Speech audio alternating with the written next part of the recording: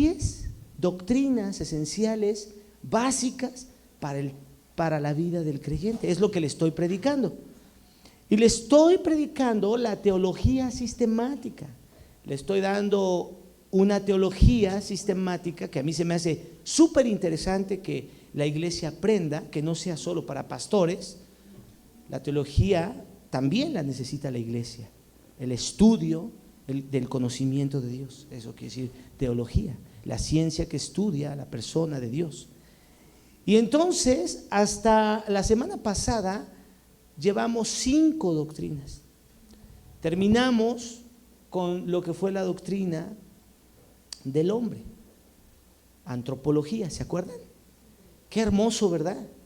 Cómo ahí tenemos una identidad hermosa con el Padre Celestial. Hoy vamos a seguir adelante con las doctrinas esenciales, básicas para la vida del creyente, y esta sexta doctrina está situada en Romanos capítulo 3, verso 23. Vamos allá, Romanos 3, verso 23. Creo que también esta va a ser en 2 partes, porque son 6 puntos y no creo que nos dé tiempo y no quiero leerlos así nada más. Entonces, dice Romanos 3, 23.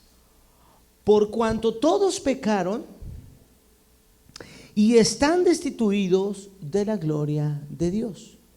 Por cuanto todos pecaron y están destituidos de la gloria de Dios. Este día quiero predicarles enseñarles a manera de predicación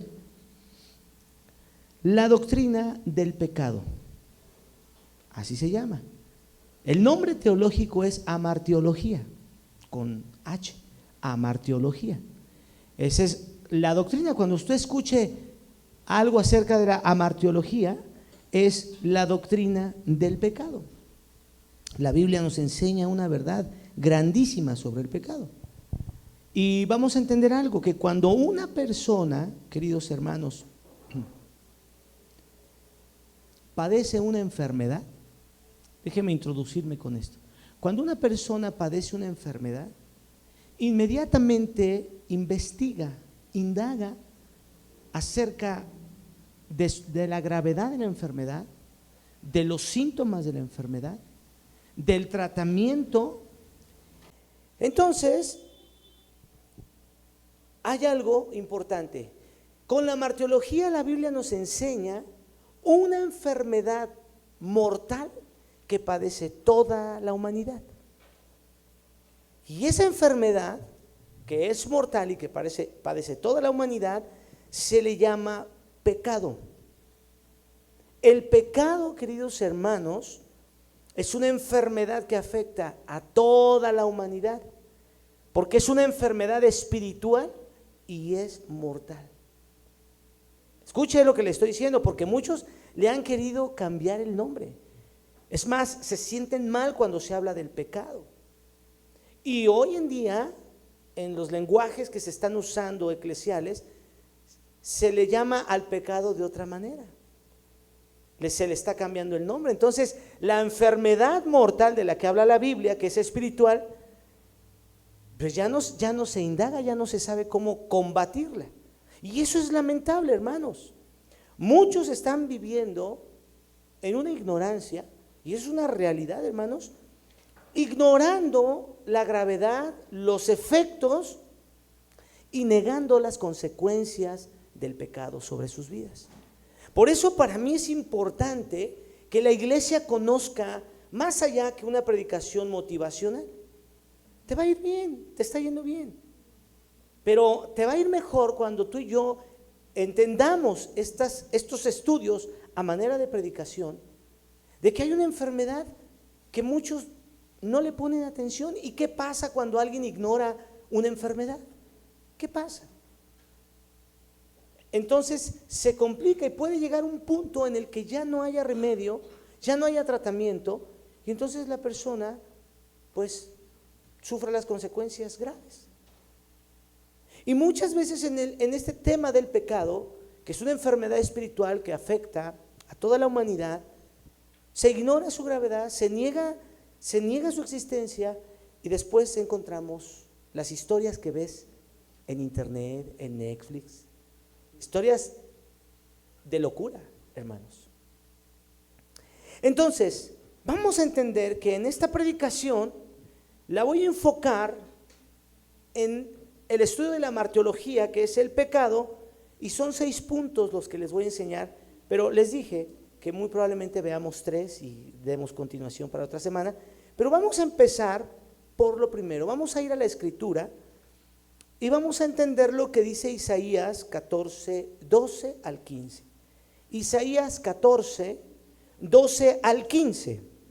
Dice: como caíste del cielo, oh lucero, hijo de la mañana, cortado fuiste por tierra, tú que debilitabas a las naciones, tú que decías, en tu corazón subiré al cielo, en lo alto junto a las estrellas de Dios, levantaré mi trono, y en el monte del testimonio me sentaré a los lados del norte, sobre las alturas de las nubes subiré y seré semejante al Altísimo, mas tú derribado eres hasta el Seol, a los lados del abismo. Vamos a ir a Ezequiel capítulo 28, del 14 al 17. Vamos a entender algo importante que tiene que ver con la amarteología. Ezequiel 28, 14 al 17. Dice la palabra lo siguiente: tú, querubín, gran protector, yo te puse en el santo monte de Dios. Allí estuviste en medio de las piedras de fuego, te paseabas. Perfecto eras en todos tus caminos desde el día que fuiste creado, hasta que se halló en ti maldad. A causa de la multitud de tus contrataciones, fuiste lleno de iniquidad y pecaste. Por lo que yo te eché del monte de Dios y te arrojé de entre las piedras de fuego, oh querubín protector. Se enalteció tu corazón a causa de tu hermosura, corrompiste tu sabiduría a causa de tu esplendor. Yo te arrojaré por tierra delante de los reyes, te pondré para que miren en ti. Fíjense, queridos hermanos, lo primero que vamos a entender es que tenemos que conocer el origen del pecado. Aquí en estos 2 textos, en estas 2 citas, estamos encontrando el origen del pecado. Aunque comúnmente todos piensan que el pecado se originó en el huerto del Edén, cuando se narra en el capítulo 3 del Génesis que Adán y Eva pecaron porque fueron tentados y engañados por la serpiente. Pero la Escritura sugiere que la primera manifestación del pecado comenzó en el cielo. Aquí lo está manifestando Isaías y Ezequiel, están dando referencia del querubín protector, al cual se llama Luzbel, el cual conocemos como el diablo, nuestro enemigo, porque después de ser un querubín, fíjate, tú y yo debemos aprender que hay rangos, que hay ángeles, arcángeles, querubines, ¿sí? Seres vivientes, pero en este caso, hermanos, está hablando de este querubín protector, de nuestro adversario, el diablo. En su contexto literal se refiere a los reyes también humanos, reyes de Babilonia, reyes de Tiro, y muchos teólogos han interpretado hacen que estos versículos también hacen referencia directa a Satanás, al diablo. Pero vamos a ver algo más. El pecado que se produjo en el cielo fue la rebelión contra Dios. Ese fue el pecado. Y ese pecado se llama orgullo, es decir, querer ser como Dios. Y miren por qué le digo que se originó en el cielo. Porque ahora vamos a entrar a hablar del pecado de la humanidad en el huerto del Edén. Entonces, Satanás tentó a Eva, ¿no? Así dice la Escritura, capítulo 3, verso 4 al 6. Y entonces, ¿cuál fue el punto de la serpiente? Dice que la serpiente, que es figura de Satanás, vamos a entenderlo, le dijo a Eva que comiera del fruto prohibido, del conocimiento del bien y del mal, pero en sí no fue el fruto, por su género, sino que lo que fue es que la serpiente dice algo importante. Dice, con que dijo Dios que no morirán. Entonces dice, ciertamente no, dijo Dios que morirán, ¿verdad? Eso. Pero la serpiente dijo, no morirán, sino que serán como Dios. Lo mismo que se presentó en el cielo, con lo que afirman estas dos citas de Isaías y Ezequiel, el orgullo de querer ser como Dios. Dice, hasta que se halló en ti el mal. Oh, dice el querubín, yo me sentaré al norte, al sur, en el trono de Dios estaré ahí. Está revelándose. Esa misma conducta está manifestada en el capítulo 3 de Génesis, verso 4 a 6, vamos a leerlo. Entonces la serpiente dijo a la mujer, no moriréis, sino que sabe Dios que el día que comáis de él, serán abiertos vuestros ojos y seréis como Dios, sabiendo el bien y el mal. Y la mujer vio el árbol que era bueno para comer y que era agradable a los ojos, y el árbol codiciable para alcanzar sabiduría, y tomó de su fruto, comió y también le dio a su marido. Entonces lo que podemos ver aquí es que Eva no comió del fruto solamente prohibido, y dice porque era agradable a sus ojos, era codiciable.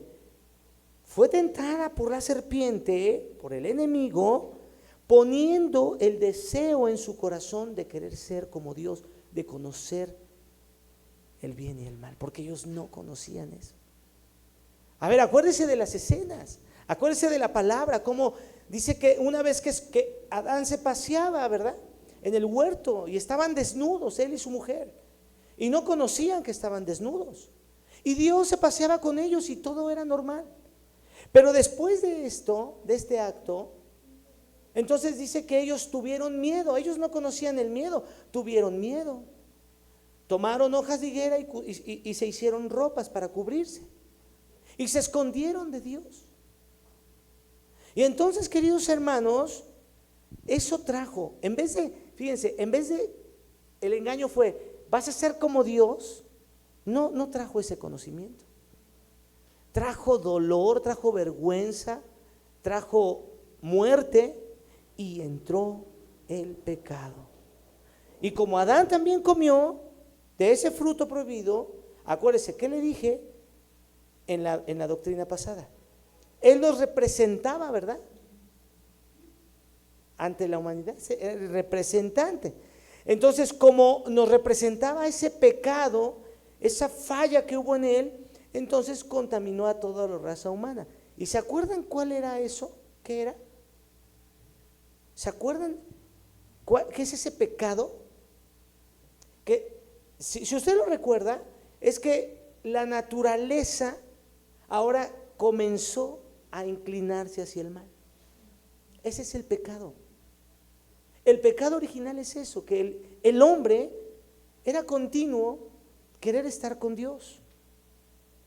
Pero después de esto, el hombre lo que cambió fue su naturaleza y dijo, ahora yo quiero hacer se fue al gusto por el mal. Por eso Dios, dice la palabra, que los sacó, los expulsó del huerto y puso querubines y una espada de fuego que se devolvía de un lugar a otro para ya no permitirles entrar, porque habían sido expulsados de ese huerto, de ese jardín, de ese lugar. ¿Por qué? Porque ahora, después de ahí cuenta Génesis hasta el capítulo 6, que la maldad del hombre era mucho en su corazón, hacer el mal, y creció tanto, que Dios dijo, me arrepiento. Pero tal vez usted no ha indagado o interesadose un poco más, porque muchas veces dicen que Dios, es un Dios malo que destruyó la humanidad. Él no destruyó la humanidad, Él destruyó una humanidad contaminada, distorsionada genéticamente. Él no destruyó su creación, porque preservó la vida a su creación y preservó la vida a Noé y a su familia, que no estaban contaminados. había una genética que iba a desvirtuar la promesa de la simiente. Por eso, cuando estudiamos la teología, que deberíamos estudiarla más profundamente, entonces entendemos. Porque cuando usted le pregunten, es que Dios es malo y destruyó con un diluvio, no, Él destruyó el pecado. Dice, como en los tiempos de Noé, que era que nada más bebían y se casaban y que la fiesta, había, no dice la Biblia que había gigantes, los Néfili, no dice que había, ¿te imaginas? Eso es algo monstruoso, hermanos. Con 6, con 10, 8 dedos en pies y manos, imagínatelos tú como. Entonces eso ya no era la imagen de Dios. Es que mira, yo quiero que tú te conectes con lo que yo te estoy predicando. Somos a imagen y semejanza de Dios. ¿Por qué? Y esos ya no tenían esas capacidades. Una genética que ya no venía de Dios. ¿No le suena como peculiar lo que está sucediendo hoy en la actualidad? Como en los tiempos de Noé, así será la venida del Hijo del Hombre. Entonces, querida iglesia, Adán comió y entonces contaminó a toda la humanidad. Es decir, su naturaleza cambió y toda la humanidad se inclinó a hacer el mal. Dice Romanos 5:12, por tanto como el pecado entró en el mundo por un hombre y por el pecado la muerte, así la muerte pasó a todos por cuanto todos pecaron. Porque se acuerda que un niño nace inocente, ¿qué maldad puede haber en un pequeño? Pero ¿por qué siempre el ser humano llega a una etapa donde tiende a querer hacer el mal? Es eso, ¿ok? Entonces, ¿el pecado en dónde se originó? En el cielo. ¿Por causa de qué? Del orgullo y de rebeldía de querer ser como Dios. Ok, entonces, por eso dice la palabra que Dios resiste al orgulloso, lo rechaza. ¿Sí? Vamos a ver entonces qué dice la Biblia, queridos hermanos, sobre la naturaleza del pecado. Vamos a ver la naturaleza del pecado. Y vamos a entender que cada vez que nosotros vamos a leer la Biblia, vamos a encontrar la palabra pecado. Y esta palabra, su etimología en el griego es amartia. Déjame decirle qué significa exactamente amartia. Esa es amartiología, es el nombre de la doctrina del pecado, pero surge de la palabra griega amartia, que es errar al blanco. Es decir,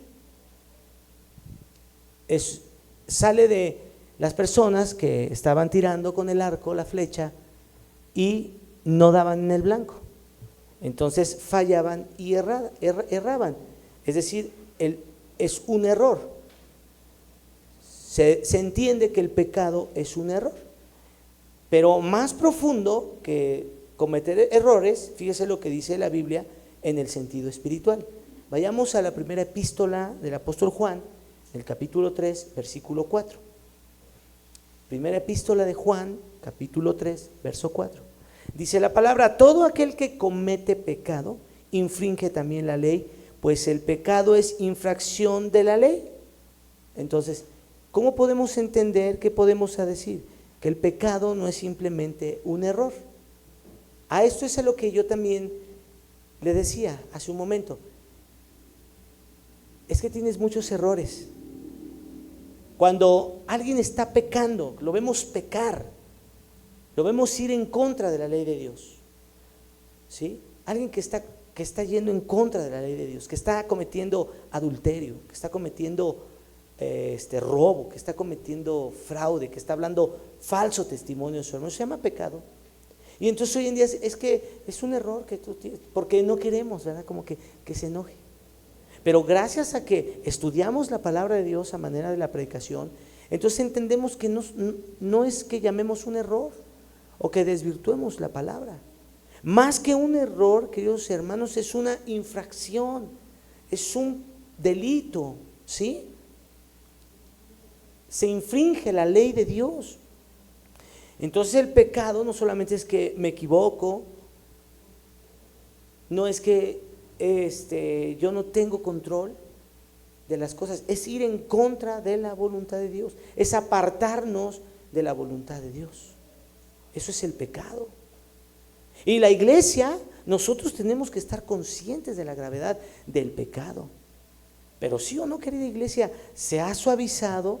Es más, poco hablamos los predicadores de hoy en día. Somos pocos los que estamos hablando del pecado así como tal, porque no queremos ser desacreditados de la predicación o de la homilia, o de la exégesis, ¿no? Del buen sermón, del buen bosquejo. Pero hoy necesitamos entender, la iglesia debe saber que el pecado no es cualquier cosa. Que fíjate, ¿en dónde se origina? Por orgullo, querer ser como Dios, este querubín protector que fue creado, que fue hecho, porque si usted sigue leyendo Ezequiel, él dice, todo estaba listo, fuiste deseado, la creación de este ser fue esperada y fue con amor. Por eso, al él querer ser como Dios, fue desechado, imperdonable con todos sus secuaces. Y allí está el pecado, infringir, quebrar la ley de Dios. Entonces todo aquel que repite y refleja eso en este mundo, más aún siendo creyente, imagínate, entonces ve la gravedad, querido hermano, ve la gravedad de lo que es el pecado. El pecado es rebelión, el pecado es transgresión. ¿En contra de quién? De Dios, hermanos. Y ahí es donde nosotros tenemos que tener en el gran concepto de Dios. O sea, Dios no es el que paga las cuentas, Dios no es el que está a la carta, que tristemente se ha ido por ese camino. No digo que toda la grey, pero hoy muchos buscan solamente el favor, quieren los dones, quieren los regalos de Dios, pero no quieren al Dios grande de los favores. ¿Cuántos decimos amén? A ver, ¿con los veo espantados? Porque hoy tenemos que hacer conciencia que es infringir la ley de Dios, es decir, más allá de los límites que Dios ha establecido. Y aquel que está cometiendo pecado está infringiendo y está transgrediendo. Dice primera de Samuel, primer libro del profeta Samuel, capítulo 15, verso 23. Porque como pecado de adivinación es la rebelión, y como ídolos es la idolatría, la obstinación. Y como ídolos, la idolatría, dice, por cuanto tú desechaste la palabra de Jehová, él también te ha desechado para que no seas rey. ¿A quién le dijo? A Saúl. Fíjate, el pecado es cruzar el límite, queridos hermanos, de lo que Dios ha establecido. Y aquí nos tiene que hacer mella, nos tiene que hacer rema, nos tiene que hacer reflexionar, querida iglesia. Todos, espero que esta predicación se difunda por el internet, para entender que el pecado es cruzar los límites de lo que Dios ha establecido. A ver, ahora vayamos un poco más. Qué hermosas cosas Dios ha establecido en su ley para nosotros, porque su ley es agradable, porque su ley es perfecta, porque su ley me lleva a Él, su ley me conecta con Él, su ley me hace descansar en Él, me limpia del pecado. Porque si no hubiera una ley, no nos diéramos cuenta del pecado, hermanos.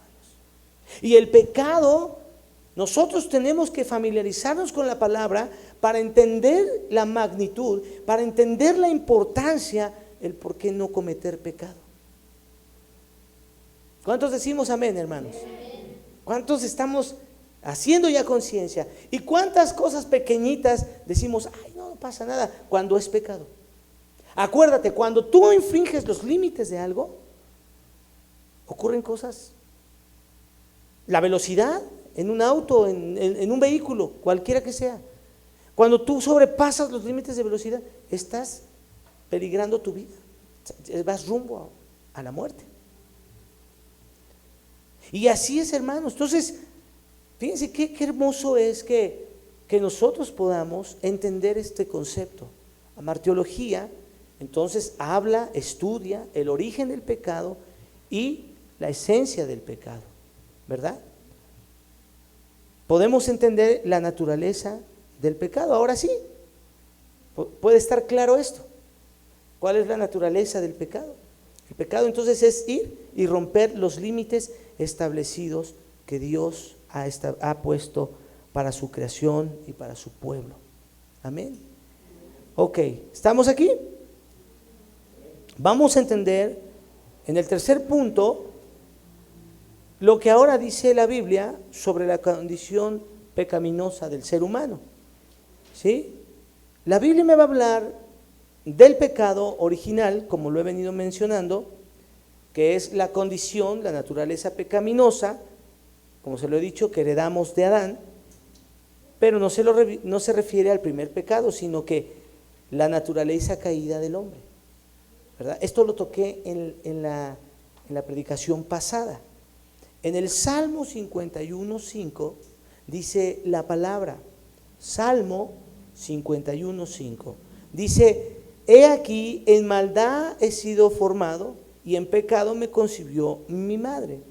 La naturaleza con la que nacemos, vamos a entender esto. Miren, en la Nueva Traducción Viviente, la Biblia, la misma cita dice: yo sé que soy pecador de nacimiento, pecador desde que me concibió mi madre. Entonces vamos a entender que el ser humano, es decir, nosotros, al nacer, como yo se los digo, nacemos inocentes, pero la naturaleza tiende a querer hacer lo malo, porque todos en algún momento de nuestra vida pecamos deliberadamente. Y a lo mejor te decían: pero ¿por qué hiciste esto? Si tú eras un niño bien portado. Porque en ese momento había una inocencia. La conciencia de ese niño todavía no estaba abierta. Pero en el momento que crece y madura, entonces su naturaleza tiende a cometer pecado. Le gusta el pecado, como yo lo dije. La Biblia nos enseña que el pecado no solamente va a afectar nuestras acciones, sino nuestra naturaleza completa. ¿Y cuál es esa naturaleza completa? Bien decía Isaac, ¿verdad? Cuando se habla de las capacidades, de la semejanza, por ejemplo, la mente del ser humano, que sin Cristo está oscurecida por las tinieblas del pecado. Una mente oscura. ¿Quién habla de eso? Romanos habla de la mente en tinieblas, en oscuridad. Efesios en el capítulo 4, verso 18 dice: teniendo el entendimiento entenebrecido, ajenos a la vida de Dios, por la ignorancia que en ellos hay por la dureza de sus corazones. El pecado afecta a la mente. Por eso tú te puedes dar cuenta que las personas o los creyentes que se han dejado arrastrar por el pecado no reaccionan, huyen y se resisten, porque el pecado afecta a la naturaleza del ser humano. El pecado oscurece la mente del individuo. ¿No le parece interesante?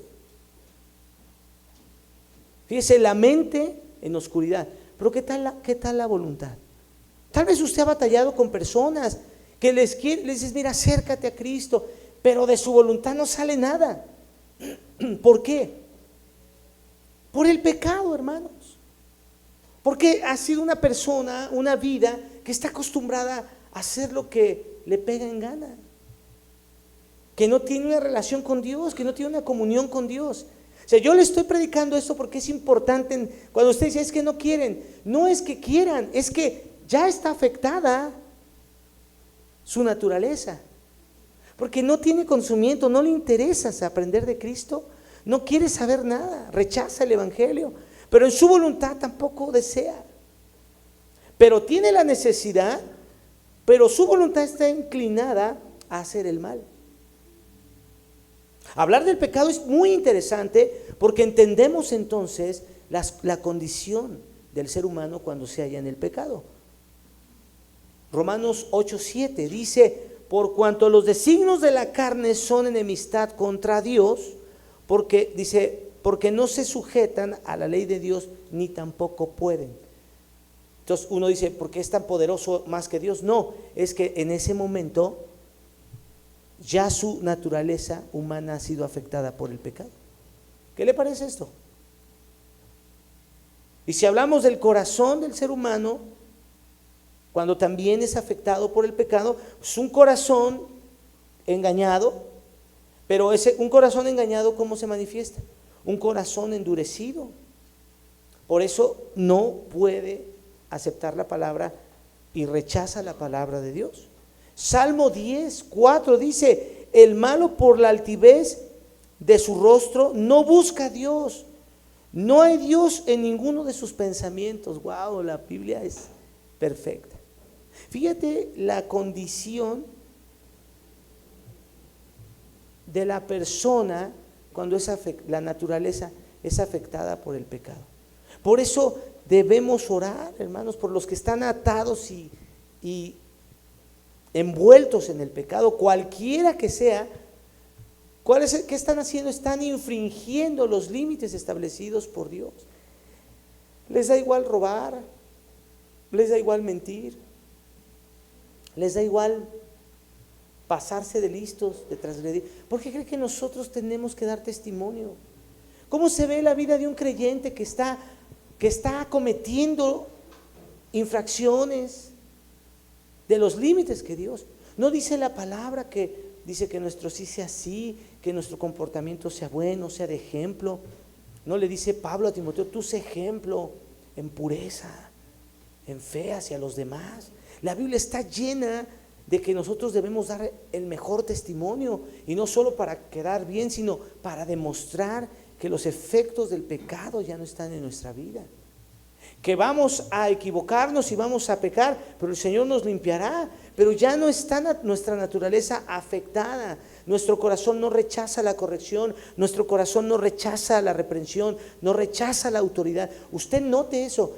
Ahora que usted está aprendiendo esto, cuando usted se tope con personas que le rechazan, usted va a entender, y va a entender primero el término de las cosas de Dios, pero también va a entender las posturas de los pastores.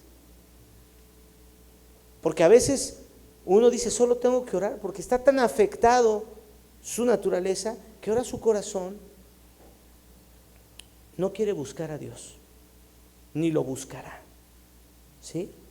Entonces, cuando una persona viene a Cristo, entrega a Cristo su vida por medio del Espíritu Santo, se produce esa regeneración. Por eso usted puede ver personas que dicen, ahora ya buscas a Dios, ahora quieres ir a la iglesia. Por eso usted y yo cuidémonos. ¿Cómo que no quiero ir a la iglesia? ¿Cómo que ya estoy pasando los límites? ¿Ya cuánto tiempo tengo que no me congrego? Y hago que sí, hermanos, es que hoy fui para acá, y hoy fui, pero ya saben que yo siempre no, eso no está bien, porque no estás sujeto. Eso habla de que estás infringiendo los límites. El límite que Dios te puso, te dijo, sujétate a la iglesia, al pastor, sujétate a la mecánica de autoridad que hay en esa iglesia.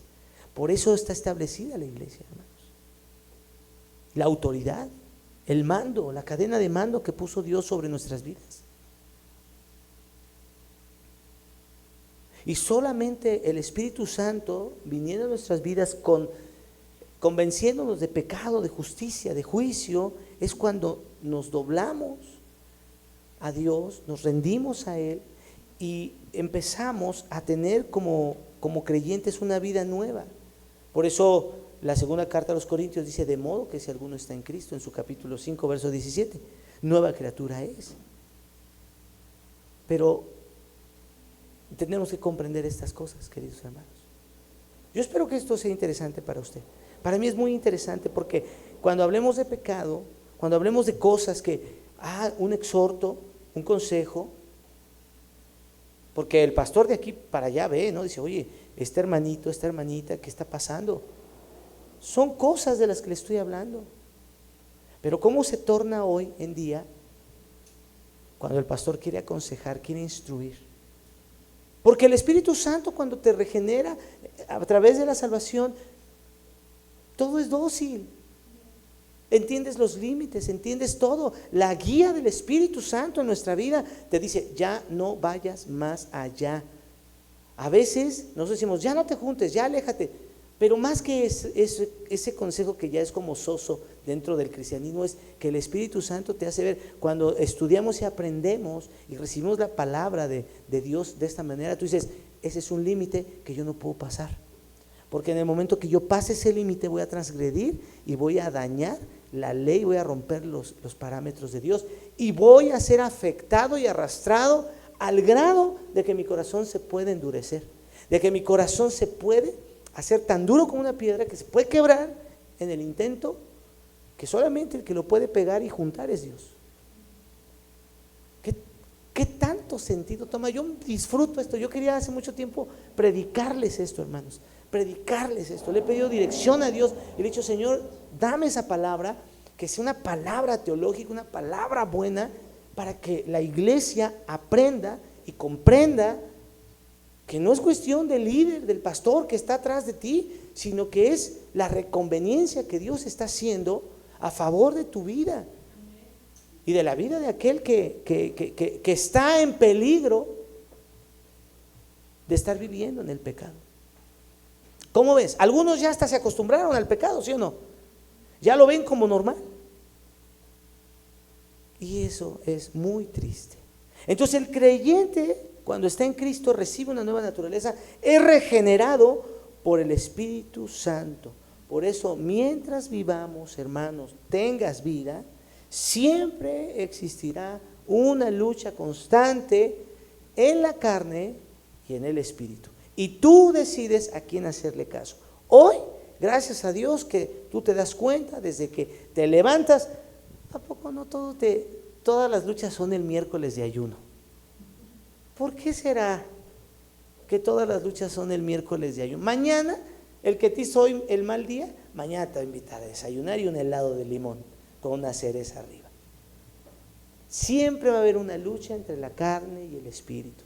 Y cuando esté la lucha, cuando te das cuenta a través de la palabra, te hace rema, te hace realidad, y tú dices, no, ahorita estoy buscando el espíritu, goodbye, chao, bye, nos vemos. Hoy no me presto a la discusión, no me presto a nada, porque yo en Cristo me fortalezco. Porque ahorita estoy sin el alimento, que cómo duele el estómago, cómo te pone los nervios, el azúcar te llama, te llama y te dice, ven, te quiero acariciar, ¿no? El azuquita, la hueles a distancia, ¿no? Pero dices, ahora soy fuerte en Cristo, todo lo puedo en Cristo que me está fortaleciendo.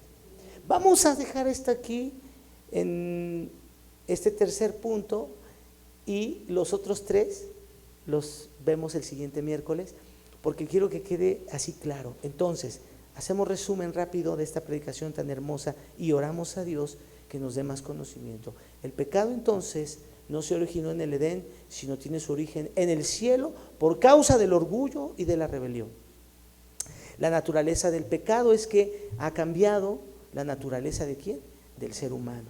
Porque aquel que nos representaba, escuche, ¿qué nos representaba? Que fue Adán. Por él entró el pecado y la muerte. Por eso tuvo que venir el postrer Adán, que es nuestro Señor Jesucristo, y ahora él nos representa en vida eterna con el Padre. ¿Sí? Ahora, el pecado, como lo dije aquí, es importante reconocer que la condición pecaminosa en el ser humano es que se daña su naturaleza. Mente en oscuridad, ¿qué más dijimos? Mente, sí, en oscuridad, entenebrecida, voluntad caída y corazón endurecido, como roca. ¿Sí? Vamos a ponernos en pie y vamos a orar, hermanos, y vamos a orar y vamos a pedirle a Dios.